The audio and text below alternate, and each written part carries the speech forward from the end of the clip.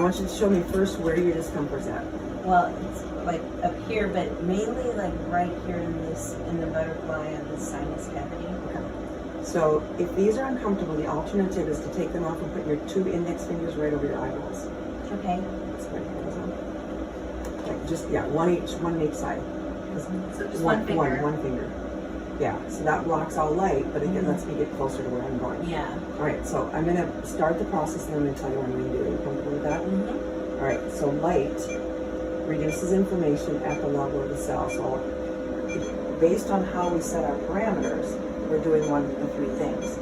So in the photostimulatory, how that works, every cell in our body has things called mitochondria. Have you ever heard of so it's the power plant of the cell.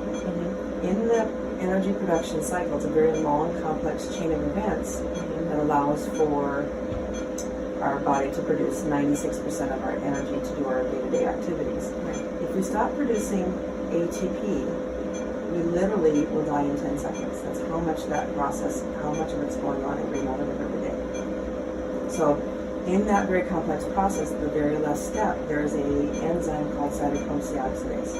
It's where oxygen attaches. So the air that we breathe, the food that we eat, combines to make cellular energy, right? So when everything's going well, that's how it works. But under stress, there's in normal function, there's a cell signal called mitochondrial nitric oxide.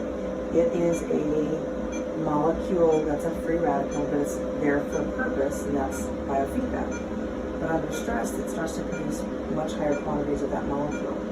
And what happens then is it has a higher affinity for the oxygen receptor site.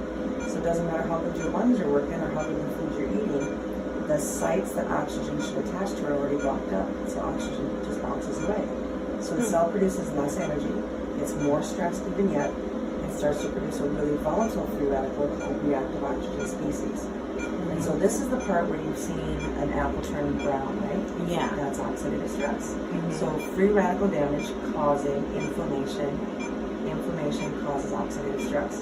Oxidative stress causes every disease we know of if left unchecked or unresolved. So how do we neutralize oxidative stress and take it away? We add antioxidants from our diet, or we get rest, because rest is a component of that as well.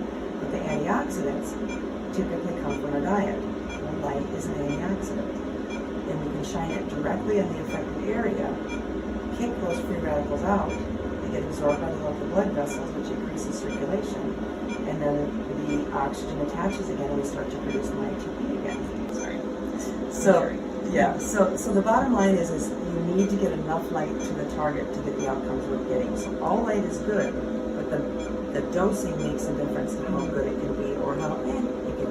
So when people say lasers don't work, it's because the equipment they used or the technique that it was delivered by were terrible.